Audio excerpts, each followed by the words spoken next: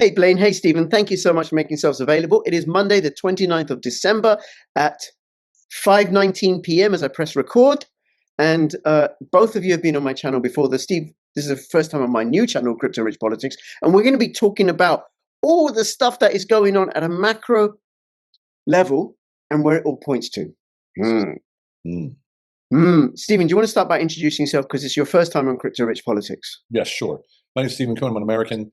I live between Europe and Turkey, and I've been abroad for 37 years, lived in 10 countries, worked in advised about 4 governments, many politicians and party leaders, royals, celebrities, all that stuff, all the way through Europe. And it's always coming down to solving problems through the human sort of interaction. And every complicated situation that we see in the world can be boiled down to something really simple, understandable, and digestible so that everyone can solve it.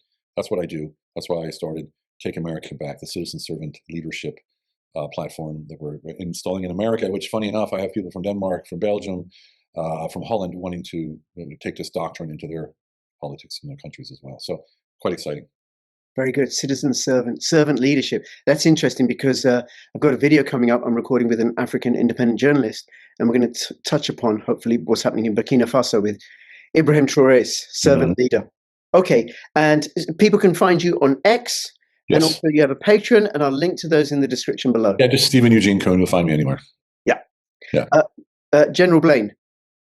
Yeah, so Stephen's tapped into something that I think is a worldwide phenomenon. Yes, Take America Back is extremely important to us being Americans, but really the concept of we the people, as we crafted it here in our founding documents, Declaration of Independence, is a global concept. And the global concept is we the people.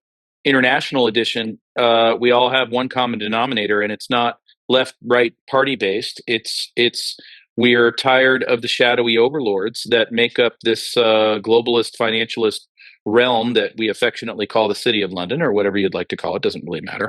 It has many tentacles. It comes out in many different ways.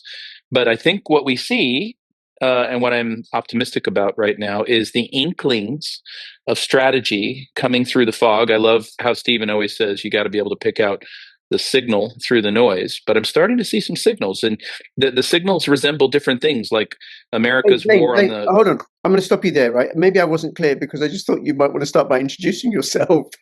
I'm Blain Holt. There. Yes. On to you. Dangerous Intellectuals, a fabulous and much cherished guest on my channel. Thank you so much for coming again. And I have told Blain, well, I've told him not to tell him, but my intention is to have him on every week. So make sure you subscribe, comment, like, and I've already got stuff lined up, but we're not going to let him know. And you can find him on you can find it. I'll have links to his X and his Dangerous Intellectuals podcast. And I just got to say that where I am, the lighting's not great. I forgot my podcast light, and I've had my hair. But your makeup is exceptional. Oh, thank you. I've had my hair cut, but I cycled here, so I've got cycle hair. I'm sure no one's worried about it, buddy. We're good. We're good. Everybody's fine. I'm just jealous I don't have hair, and I'm not about to. Well, we can't see that, can we? Because you have that's right. Dubious hat wearing. That's right. Splash screen is up. Yeah. He talked about shadowy networks. Yeah, I know. It was earlier, right? Shadowy figures, and there was a shadowy figure staring right at us. That's right. You're on to me. It's like our famous kids show in America, and I'd have got away with it too if it wasn't for those darn kids. Yes. Well, I'm going to start by referencing a tweet. I forget who it was by, but it was the editor for antiwar.com. And it was sent to me by Gordon Dimmack. And Gordon's been on this channel. And he and we had a very robust conversation about Trump, whether he's anti-war or not. And one of the things he sent me is the countries that Trump has bombed this term. So, and including Somalia, which isn't really in the news, but apparently he's dropped more bombs on Somalia than Obama has.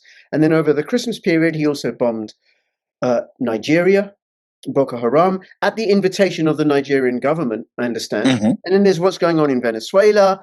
And then he met with Zelensky yesterday on Sunday, the 28th in December. He's meeting with Netanyahu today or tomorrow.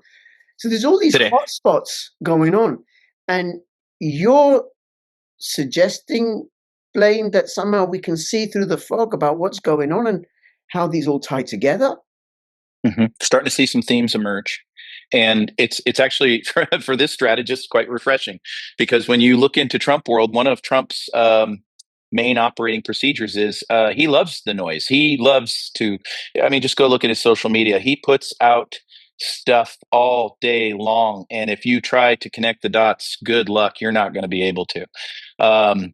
He could see some famous singer in the United States say something untoward and then grab onto it and tweet about it. And you're like, what does that got to do with being the president?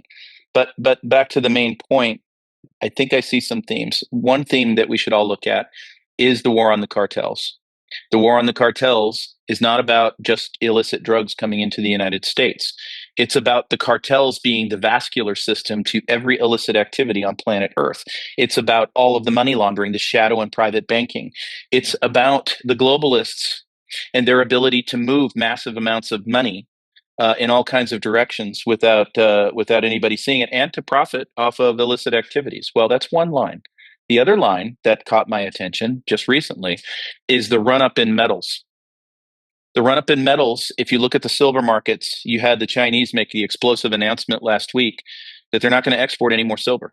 And then the United States did that over the weekend.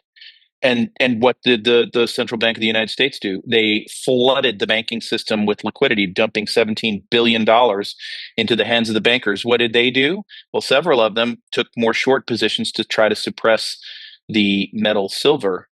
Why would they do that? Well, another element against the globalists is when they have their fiat currency, the only way they can make that real wealth and to keep the theft is by buying assets, land and metals, things they can have and hold. Well, if you make the metal unavailable, well, then there's no place to go buy that stuff up. So whether it's the cartels, the metals, our national security strategy, which promotes normalization amongst Russia and China, kind of discards Europe. I'm starting to see three lines of effort that are all aimed at making great discomfort happen for those global elites who really want to just control everything and everyone. Okay. Now, we're going to. I've been watching what's happening with silver, and I'm sure Stephen has as well. And then you and I, Blain, with EM, have talked about how it's the Venezuela operation is against the cartel's money. Right. And then I'm recording a video with Tom Luongo tomorrow where we begin looking at gold, silver, and Bitcoin and what's going on there. But I want to start by the first point you made about the noise, how Trump puts out all this noise. And Stephen, say something about that, because you have some expertise and facility with this. And you were nodding as Blain was saying that. Oh yeah, he's a magician, isn't he? He's a look over here at this hand and don't watch this hand. That's why he's a master of distraction. You know, he wants that show. He wants people mad. He wants people tweeting about what he tweeted about so he could go about his business. You know, because if you meet him in person, I didn't meet him directly, but I was near him, and I know people that go golf with him, and I know, you know, he's not like that at all in person. Yeah, I've heard this. He's really pleasant, really calm, amenable, really kind, really like almost loving, like a grandfather.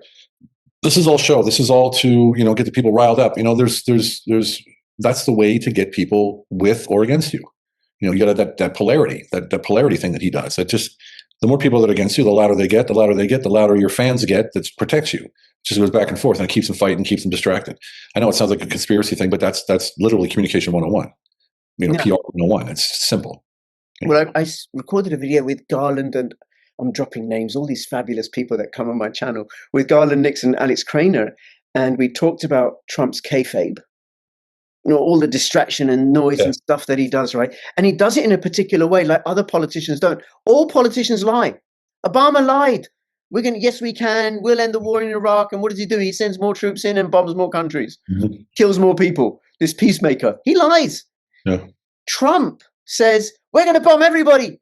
We're closing the airspace for Venezuela this weekend. Nobody's going to be flying.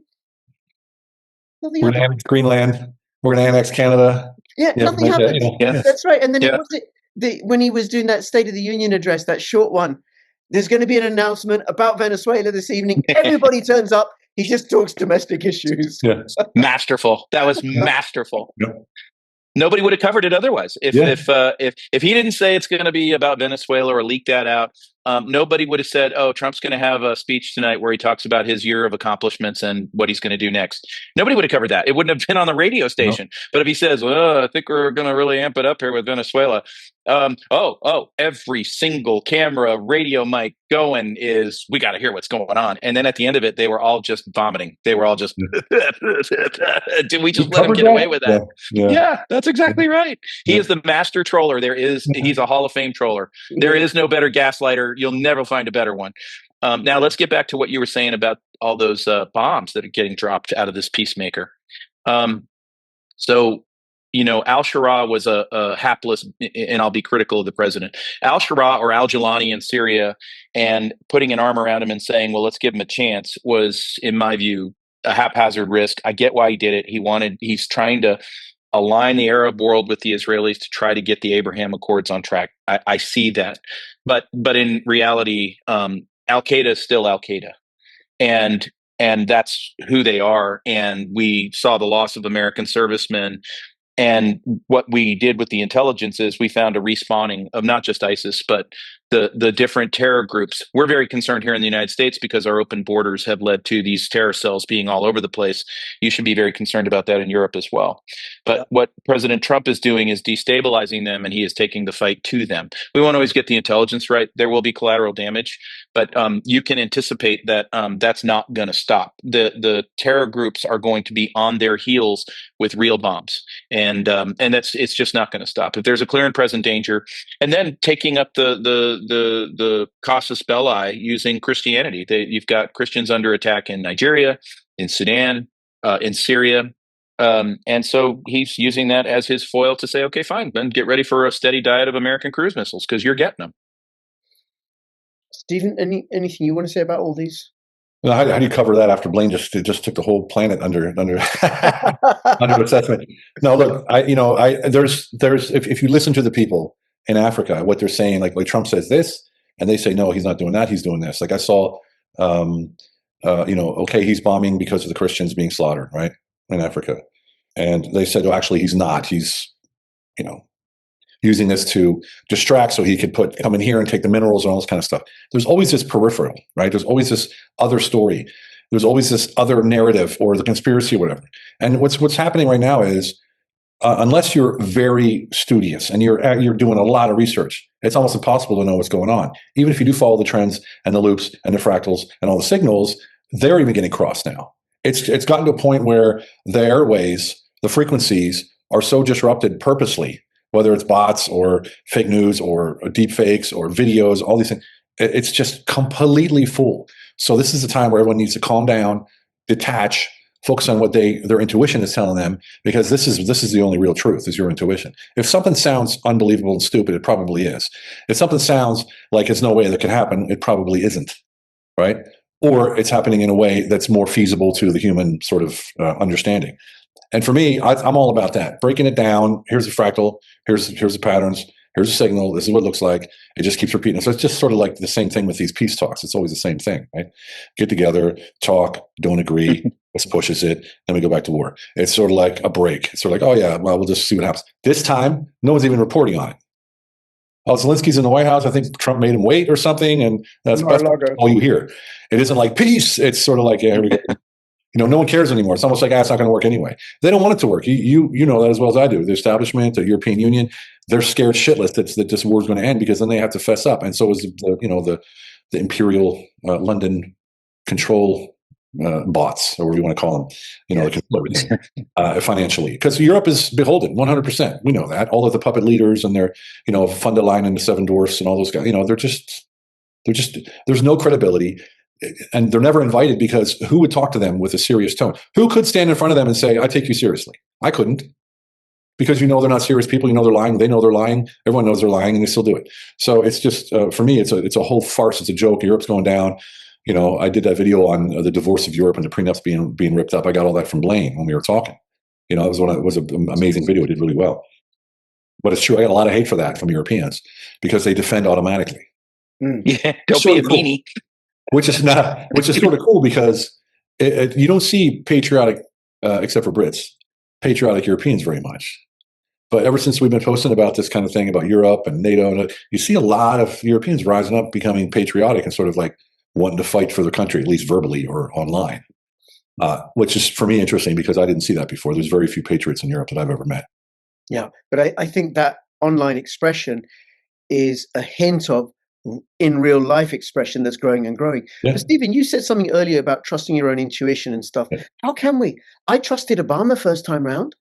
That he, What? I'm sorry, Blain. Forgive me. Well, I've learned, right? But because with age comes wisdom, right? with age comes wisdom. Plus, also, Yeah. I subscribe, comment, and like to Crypto Rich Politics, and get to listen to great people like you both. So I've learned a lot. Well done, sir. Well done. Well played. Yeah, very well. With a smashing, marvelous.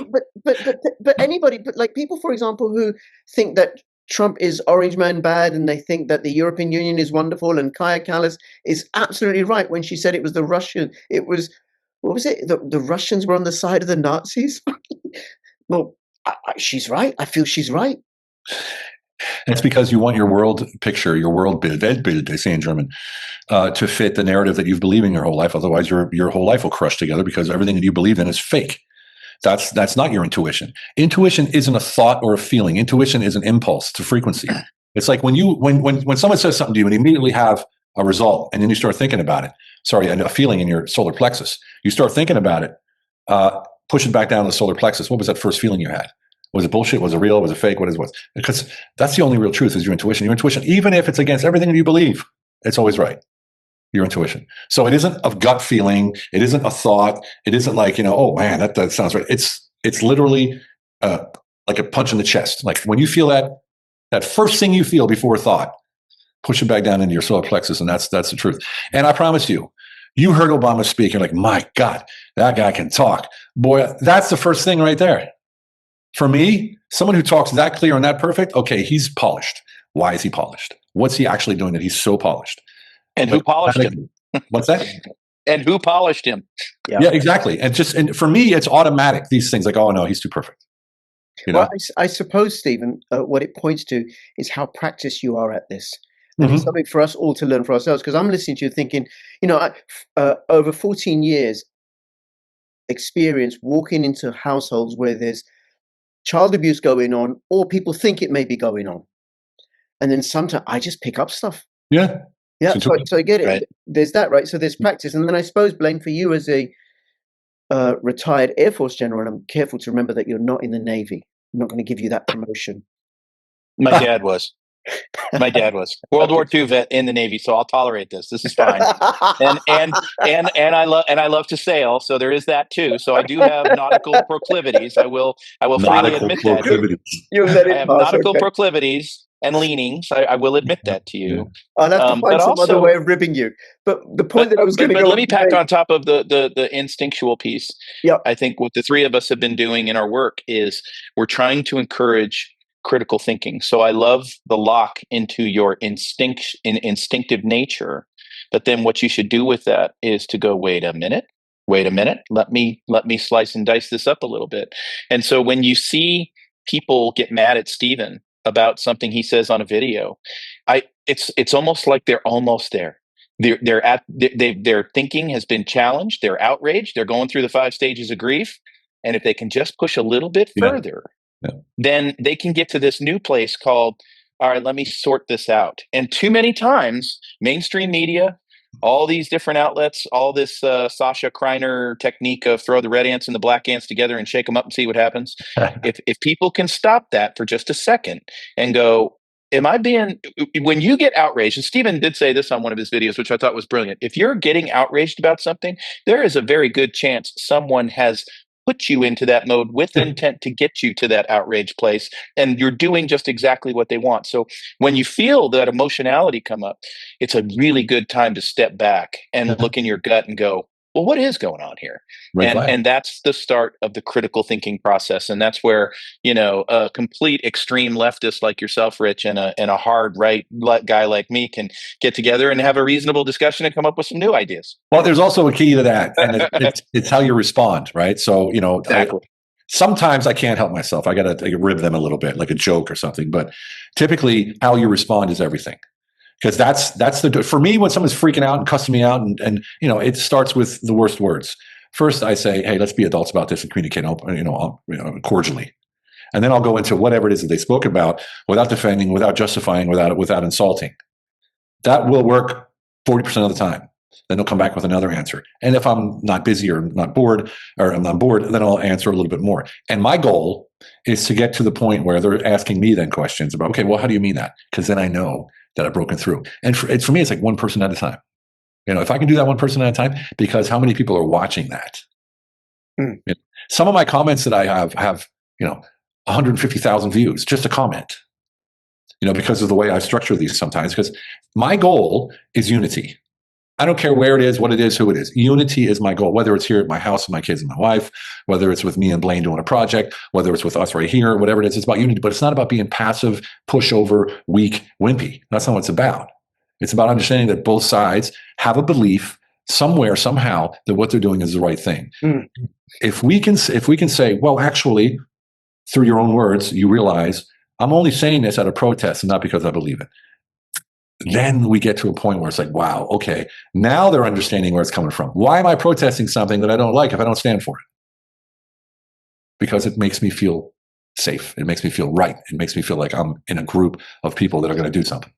So, it's a lot to digest for a lot of people. And most people don't even want to put the work in. They'll spend 6 hours on YouTube on doom scrolling, but they won't spend 3 minutes to listen to this podcast. You know what I mean? So true. Well, actually, Stephen, they'll listen all the way through. Unless it's this specific podcast. Of course, they listen to everybody. Listens 100%. Everybody listens all the way through. If you stop listening, let us know in the comments below. Yeah. or Rich will go find you and have a talk with you. Yeah, and I just want to make a couple of points I want to make. One, I want to just say that Blain, yes, I am an old school British lefty, but I now identify as a far right white supremacist. Just like Garland and Nixon. Welcome aboard. yeah. You and Garland, very happy to have you in the ranks. This is just wonderful. Now, hey, listen, I do have a technique for both of you. Yes. Is one of these inconsolable groups, which I find marvelously entertaining, especially like a cat would find a yarn ball, is neocons, because they don't just drink the Kool-Aid, they mix the Kool-Aid. And I did have an experience, and it's worked several times now since. One of the neocon of neocons, he's a Hall of Famer. His name is Tom Ricks, and he wrote lots of books about the Iraq War, pushing this, that, and the other thing. He's on foreignpolicy.com. He occasionally writes, war, and more war articles. And I had just gotten out of being deployed in Central Asia, where I had to put a country back together again after a mess. And he wrote some nonsense, and we were having a back and forth on his comments, and I disengaging him, but he was getting infuriated. And finally, he just lambasted me, and I left him with this one word. And it's a word that may as well been kerosene to a forest fire, because he's an academic and he takes himself very seriously. And the word that ended the entire conversation was silly. Period. And it you could see the mushroom cloud from the other side of New York City, where I was sitting.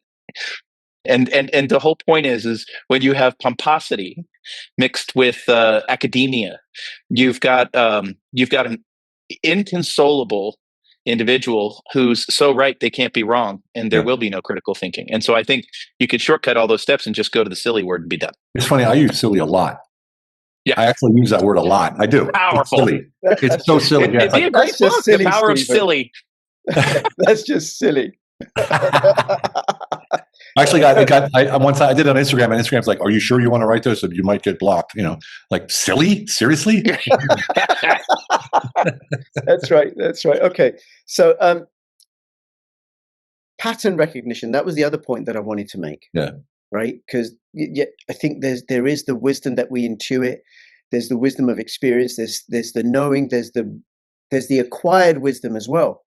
And then there's pattern recognition, which is what we do as human beings. And then you, Blain, as an army officer, retired army officer, there's patterns that you will see, say in troop movements or logistics or how armies are organized. And there's patterns, I imagine.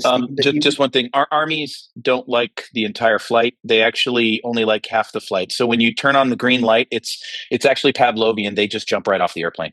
And so I have never jumped out of an airplane as long as it was working. So I'm just I just wanted to wedge that in here. Now let's get back to patterns. Back to patterns. Well, thank you for distinguishing that pattern between No Army and problem. Air Force, right? I heard it. I didn't parents want to say knew it. nothing. My parents I knew thought each maybe you other. didn't hear it, but I guess I was wrong.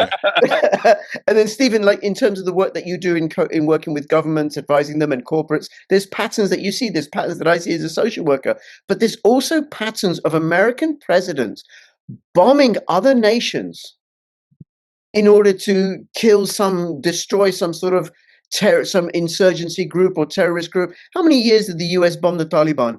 If only to hand Afghanistan back to the Taliban. Yeah, How many bombs did Barack Obama drop on Somalia to produce nothing? And before him, I think Clinton and Bush as well, right? And now Pakistan. And now Trump is doing the same with Somalia. How is that any different? This is just patterns, the same old pattern. Another like you said, hegemonic imperial. Where's that pattern coming from? Where's the pattern coming from? It's obvious. What do you mean? Why are these presidents following the same pattern? Where are they getting that pattern from? Military-industrial complex. Right. Yeah, I mean they're the ones that are mapping out way in advance. What was his name? Who said that? Was it Wesley Clark? Remember when he was in the 7 nations that we're going to bomb in the next? Yeah. Now that guy's silly.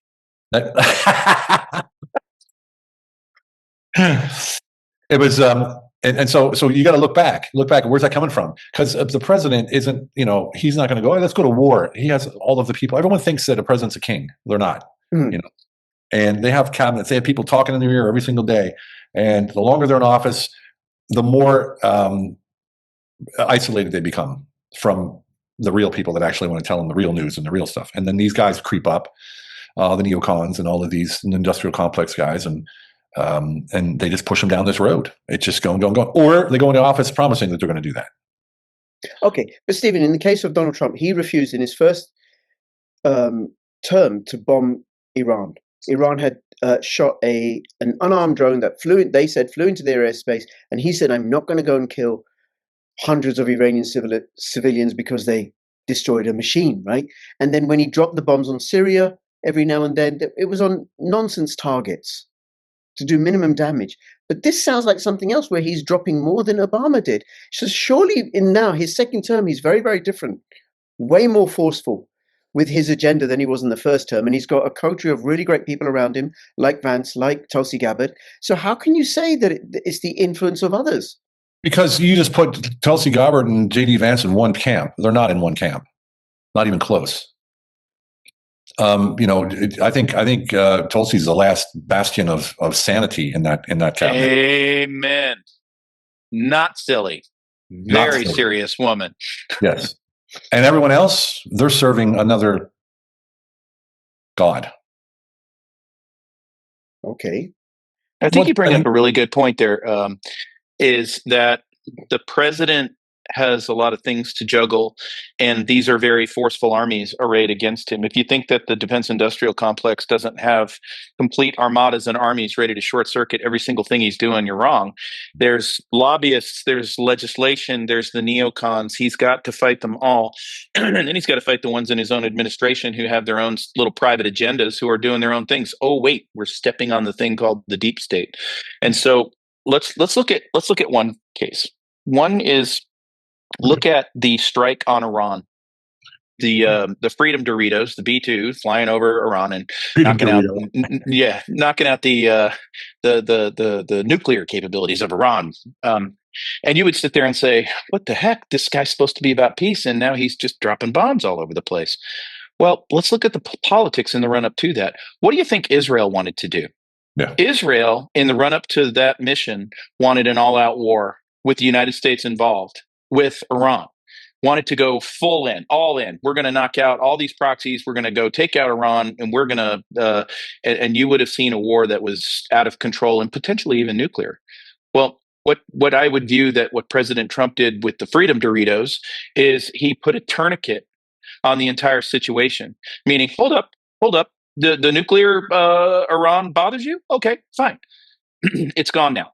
16 missiles made that go, or 32 missiles, whatever it ended up being, after 70 strikes. Gone. Okay, so what we're not going to have is a big, nasty regional war with Iran and make that the focus now of the world for the next umpteen years. What we are going to do is get the Arab nations aligned with the Abraham Accords and try to get everything into a box. And so you're right. Netanyahu's having a meeting all day at Mar-a-Lago with the president. I was asked on TV a little bit ago, what do you think of that? Or on radio a little bit ago. And I said, well, the good news is they're going to serve an awfully great lunch. There's very nice sunshine in Florida. Other than that, it's going to be a rancorous, heated debate and discussion because of two different views about the Middle East and taking into account all of the regional equities versus just a subset, and a very, very dangerous, caustic Israel domestic political environment. And so the president is navigating those straits. But what I would say is there are times when you're going to see probably bombs fly at probably legitimate targets. I mean, you could say, okay, well, he threw a bomb at an oil rig in Syria and nothing really happened. Okay, fine. But then is that placating or pushing off a neocon agenda that got blunted? There's great power in DC to be able to go, sorry, Lindsey Graham, we took those targets out in Iran. I don't want to hear any more from you. Or I'm not going to apologize for knocking out the terrorists in Nigeria after they invited me to do it.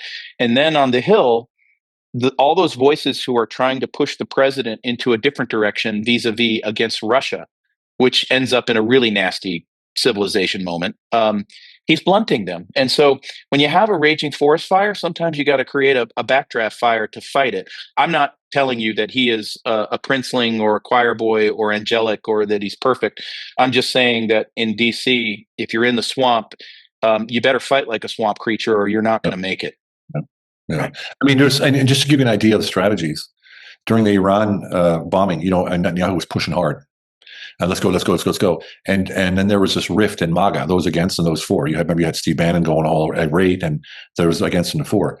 I can say now that was all fabricated in order to buy time so that they could de-escalate and come up with a plan to do exactly what he did. And that was, like Blain said, put a tourniquet on the situation.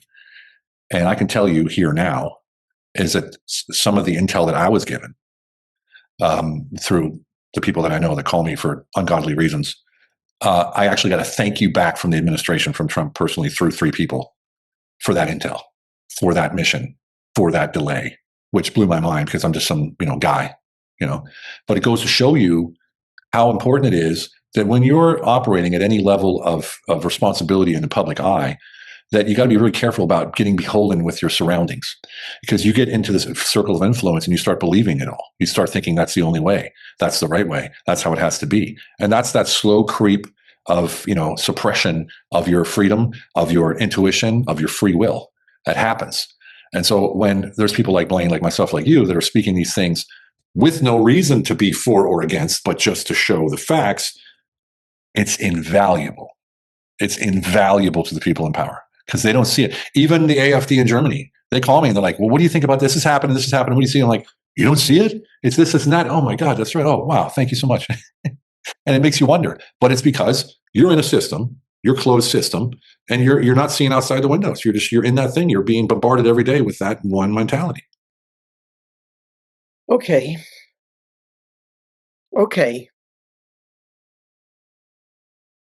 Then, I've just lost my train of thought. I had such a great idea. It's completely gone. Let me see if I can recover it. Choo-choo! Aren't you just making apologies, making up for this errant behavior? Oh, it's okay because Trump's doing it, versus, we would have condemned it if it had been one of the Bushes or Clinton or Obama.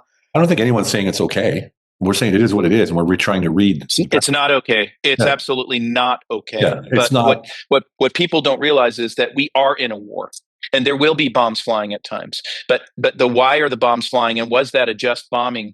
That's subservient to the bigger war. And like we've talked about, this is a 5th generational warfare, and it is filled with deception, misdirection, false flags, psychological operations, cyber warfare.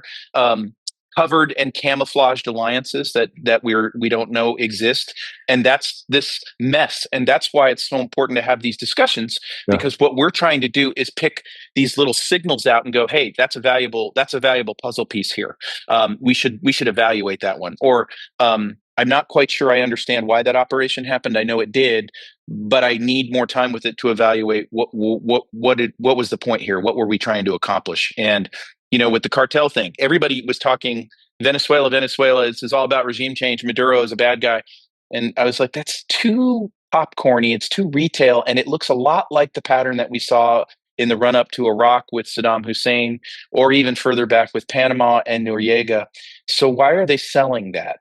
And then if you take a step back and you watch for a little while, we're not really doing anything. Actually, if we're going to go after an enemy, we'd have done it by now. Yeah, so exactly. what is really happening? And then you start to think about it and go, it's not about Venezuela at all, is it? No, it's not. Because if you park, first off, you park the aircraft carrier, the Ford, very impressive warship, could devastation everywhere from this thing. If you park it right off the coast of Venezuela, everybody pees their pants. It turns out cartel bosses are not that brave. They're little fat soy boys, and they're taking care of themselves all the live long day because they've got billions of dollars. They got all these people working for them. And then you've got Maduro, same situation. So they're very weak soy boys. They see the Ford there, and they're peeing their pants. What do? They go to the phones. They get on their computers. They talk to all their illicit friends and the shadowy people right on up to the city of London screaming, I paid for this politician. Why aren't they stopping this from happening to me? And then what we do with all of our fancy electronics around them and above them in space is we get out our Hoover vacuum cleaner and we suck it all up. We just suck all that intelligence up, and then we hand it over to a guy named Scott Bessent, the Treasury Secretary. And that's where the real war happens. That's where the real things happen that no bomb is going to help you with. So you can lament a blown up, air quotes, fishing boat, but that's not what's going on. What's going on is we just rolled up this shadow bank, that shadow bank. Tricor just went out of business. Why? Nobody knows. and on and on and on. But the entire thing, I get your outrage. A bomb hits a kid, and nobody hates that more than me because I've been very close to that. A bomb hits a kid, but it's part of a tapestry, and that tapestry is very big, and it is fifth generation. And I'm not going to ever accuse President Trump of playing 5D chess, but I will tell you, global 5D chess is being played. No, that makes sense. And the 5D chess argument it's a little bit like, oh, that's just a conspiracy theory. It's just used to shut down debate rather than examine and inquire. Listening to you both, and it's something that I've thought about a lot, having these conversations with other guests on my channel as well, right? And I think I've spoken to both of you about fractals. So one of the things that I do as a social worker, where I'm investigating like really, really serious child abuse, like really serious emotional abuse, which is very hard to find evidence for.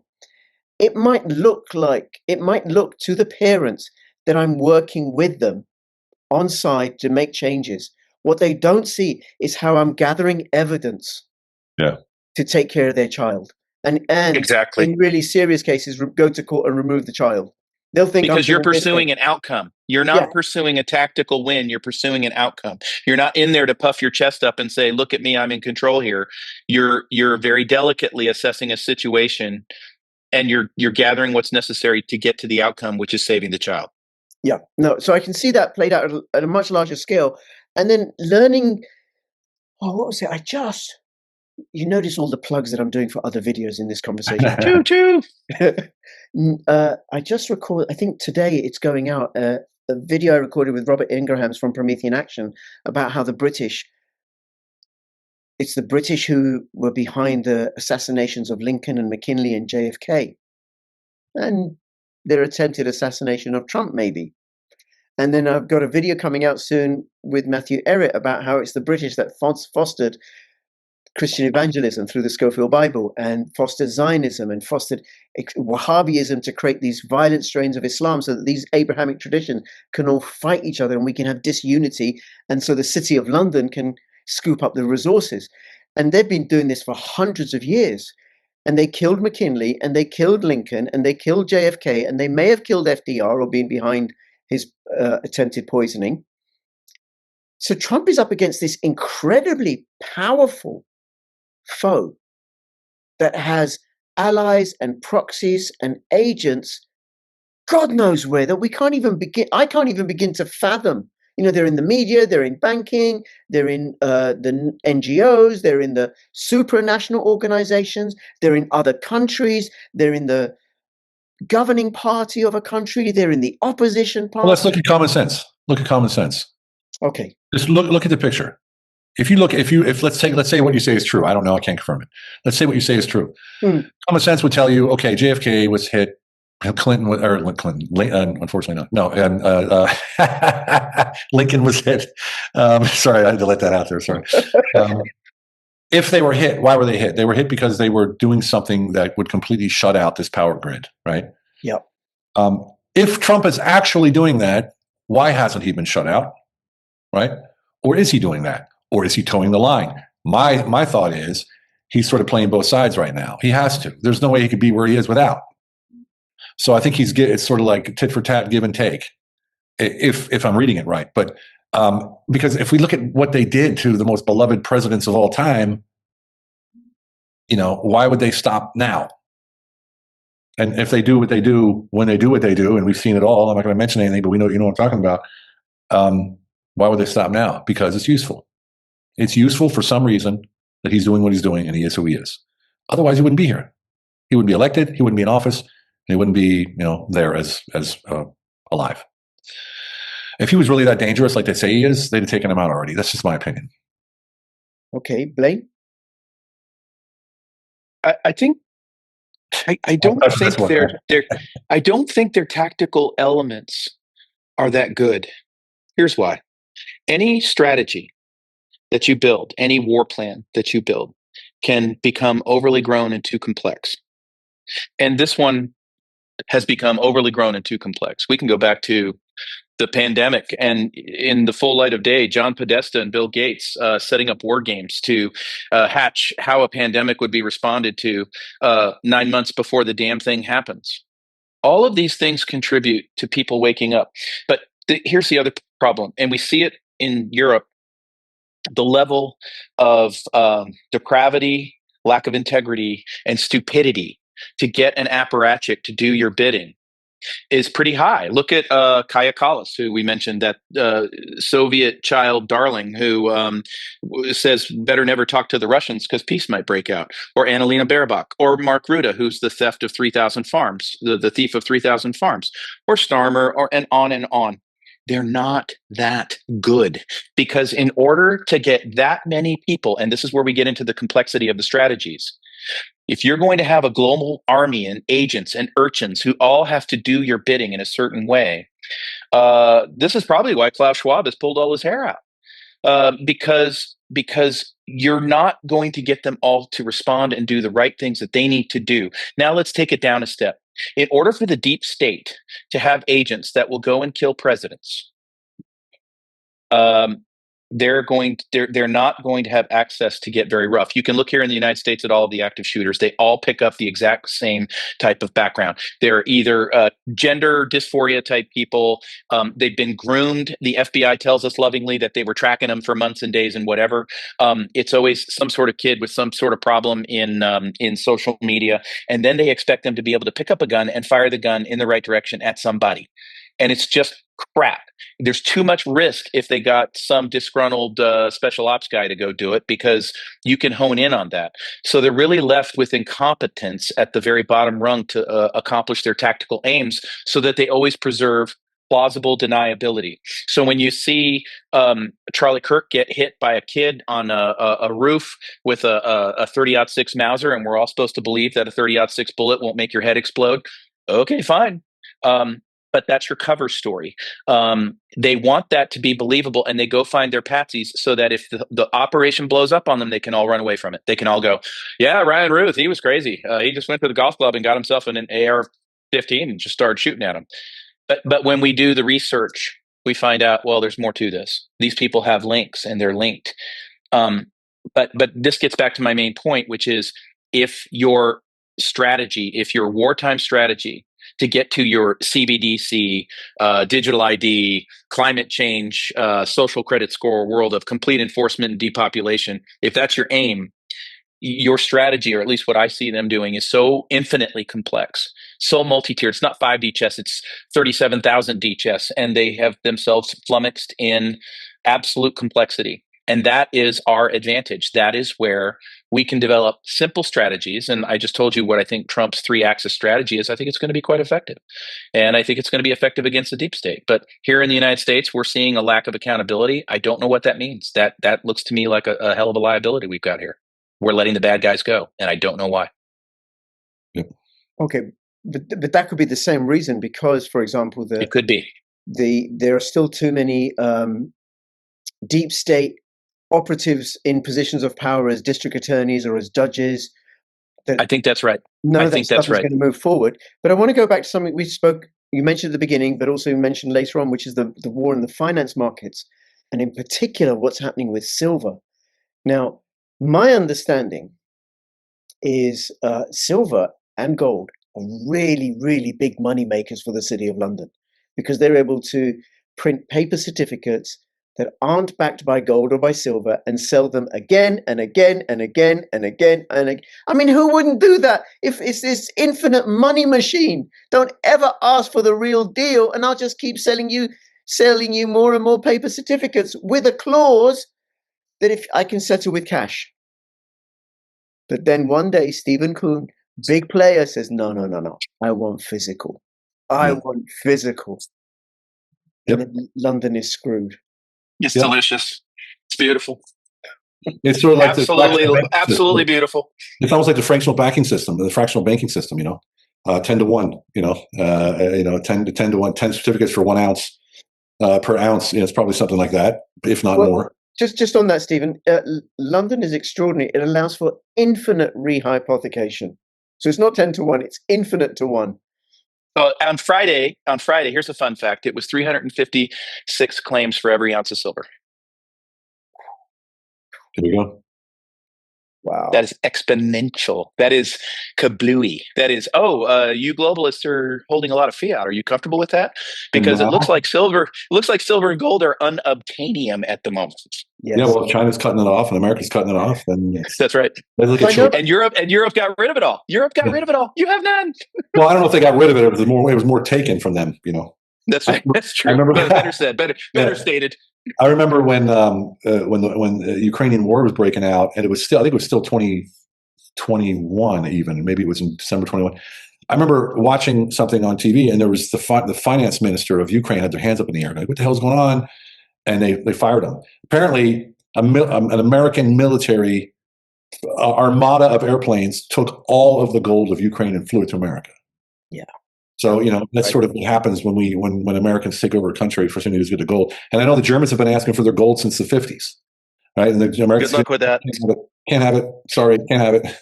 And they took the Iraqi gold and the Libyan gold as well. And why not? He who owns the gold makes the rules. And silver is gold's little brother. Yeah.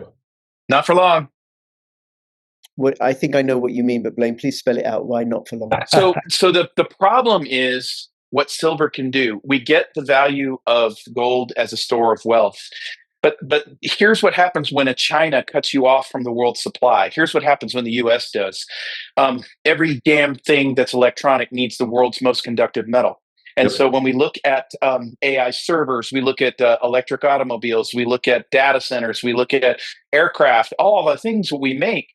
It's not. So let's just put it this way. Let's say silver goes to $1,000 an ounce this afternoon. I'd love that, but let's say it does. If it does, it's not $1,000 an ounce of silver going into a Tesla car does not wreck the Tesla. You can afford it. All it's going to do is bump the price of that car up another $2,000-$3,000. Nobody cares. However, the problem is it's that unobtainium factor, meaning it doesn't matter what the price of silver is, you can't get any. Get it. And so if you can get paper silver, but paper silver, as studies will show you, does not make the car work better. You mean it's not as reflective as real silver? Yeah, the paper just doesn't conduct the way you would think unless you light it on fire, which a lot of the City of London is about to. So where we're at is you're going to have some knock-on effects. This is not just a financial game. This is a supply chain game. And this is where silver, I think, is going to go stratospheric because of its unobtainium level. Here's the other dark secret. Let's say China said, yeah, buy all the silver you want. We'll make more. It's okay. The mines can't get it out of the ground fast enough to meet this demand. And it was the paper markets that were buffering all of us from this reality that was coming to us anyway. So even if you get rid of the globalists, even if you get rid of all of the paper contracts, you still had a silver problem. The company I'm building right now, we've got a science company. We are actually putting our heads together on how to replace silver in all these things. And we're working on that type of stuff because it's an exciting opportunity. So there will be opportunities on the other side of this stuff. But right now, what we're talking about, this is the front lines of this war. And I think this is marvelous. This is a really good place to pitch your tent and watch the war. Okay. And just for people who don't know, but after oil, silver is the most used industrial commodity. It's in food, it's in medicine, it's in all the electronics, it's in reflective devices, solar panels, wind turbines, electric vehicles, mobile phones, screens, and weaponry. Because all these new weapons that Europe wants to build or whatever, or buy in order to destroy Russia once and for all, they know silver. You need silver. Yep. So how do you think this is going to play out for the City of London and those that are ensconced in Britain currently? And the European Do you know what they need more than? Do you know what they need more than silver? The City of London folks and Europe, they need history books. They need to go find out what's happened every single time a European continental power has tried to go at Russia. I get that they see 75 trillion in natural resources over there. The problem is the Russians are kind of fond of those resources and they're not likely to give them up, even if you bump off a guy named Putin. And even after you do that, all you're doing is rising the folks who think you can actually win a nuclear war. Yeah. So I would recommend crack a history book and read about Napoleon's and Hitler's time in Russia and see how that worked out. Yep. And buy the silver from Russia because Russia has silver. They got a lot. Bomb Russia for silver. Okay. But how do you see this playing out in the financial markets then? I can't say. I don't know. I think it's volatile as it is. I mean, there's something going on. They're going to devalue. They're going to consolidate. There's got to be a crash on the fiat market as well, pushing it to they're pushing it to the limit. There's got to be something's got to break. Something's got to give. Something's got to give. I think we're in the United States. I think we're shifting to a new monetary structure completely. President Trump understands full well what will happen if we start to see a 90% stock market correction and all the other bad crap that happens with busted up supply chains, and that doesn't matter what the fiat investment in our country is to recreate American manufacturing. They understand what those centers of gravity are, and so what I see coming is some kind of new monetary system. Wouldn't begin to describe what that is because you have so many people out there who are ready to go, oh, we're going to live on Bitcoin. Oh, we're going to live on XRP. Oh, we're going to be in partially backed gold-backed treasuries. Who knows? But what I will say is the president has no intent of letting it free fall. This won't happen naturally. It's going to be engineered. And only Scott Bessent and the president probably know what that is. Yeah, at least for the United States, what I think is going to happen in the UK and Europe is capital controls, more authoritarianism, restriction. Totally agree. Restrictions and attempts by the governments to grab people's silver. Everything. Money, silver, you name it. They're already doing it. Just look at it happened already in Cyprus. Remember Cyprus? And when they locked it down, Greece, when they had that problem, it's just, there was all test runs, Yep. Yeah. And they're going to look for rotation. Sorry, Blaine. And then I'll come to you. And then one of the things that they're going to do in Europe and probably in the UK is they're going to make privacy cryptocurrencies illegal, which I find very, very entertaining. So you're going to make something invisible illegal. Okay. Well, they're going to create black markets. Black markets create insurgencies. Insurgencies create civil wars. And I see the continent going to a series of civil wars. But what I would look for, everybody likes a canary in the coal mine. If you look at, I would watch very carefully the rise of acquisitions into other assets where you can store value. I would look, you're not going to find it in the real estate markets. They're all blowing apart. You're not going to find it in metals. It's unobtainium. You can't get it. So I would start looking at works of art. I would look at master works of art for them. So if you start seeing a Picasso that was $5 million jump to $25 million, you'll see where the smart money is starting to put things. Yeah. Because they can't find anything else to buy with their fiat that's worthless. Yeah, and then you insure it for that amount, which locks in that value. Amen. There you go. And would it also apply for things like classic cars? Yes. Oh, absolutely. Absolutely. Anything Go get that's that Ferrari domestic. you've been dreaming about. Go get that Ferrari you've been dreaming about. It's I like my a 68-302 is what you want. That's what you want. You want a 68-302, black, preferably black. Oh, Blain, you're going to be disappointed in me possibly. Again, I like my 21-year-old custom-built bicycle, which I still have. Steel, right? It's beautiful. Not much of a store value. In fact, I'm going to use the word silly. It is silly. It's not actually. It's not even beautiful because I knew I was going to lock it up on run down parts of the city, so it looks really ugly. Designed. Yeah, but if you buy the 302 Berlinetta Boxer, 308 Berlinetta Boxer 1968, nobody wants you to drive that. You need to lock it up and put it someplace. Oh wait, you don't have a bunker, do you? No. Yeah, that's an issue. I'll stick That's with an issue. 21-year-old. I rented a room. I rented a room in Blain's bunker. There you go. There you go. Idaho's actually, the readout. Just past EM. That's really, really good, right? So everybody who wants to rent a room in Blain's bunker, let us know in the comments. Yeah. And Blain will only charge you one priceless piece of art. That's it. That's it. One Monet and you're good for the season. Yep. Okay. Last question then. What about Bitcoin or cryptocurrencies like Monero or Zano or Pirate Chain, the privacy ones?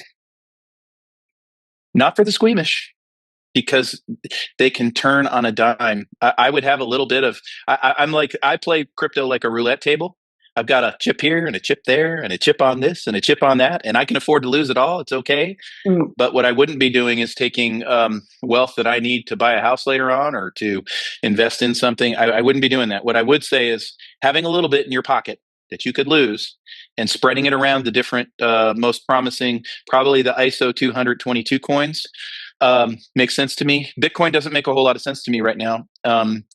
And the manipulation of it is something that makes gold look like a child's game. So I would just be very careful because you could get burned super fast. Exactly. It's a commodity just like anything else. It doesn't hold value. It can drop, thousands instantly. So it's just like anything other, hold, sell, drop, short. Yep. Yeah. Okay. Yeah. Stephen, Blain, I think we need to finish up. It's been absolutely fabulous. I never know how this conversation is going to go. It's been a lot of fun. Thank you both. I'll have the links where people can find you. And please do subscribe, comment, like, share this, and look forward to doing this again with you both. All the best. Bye-bye. Thank you both. Very enjoyable. Take care.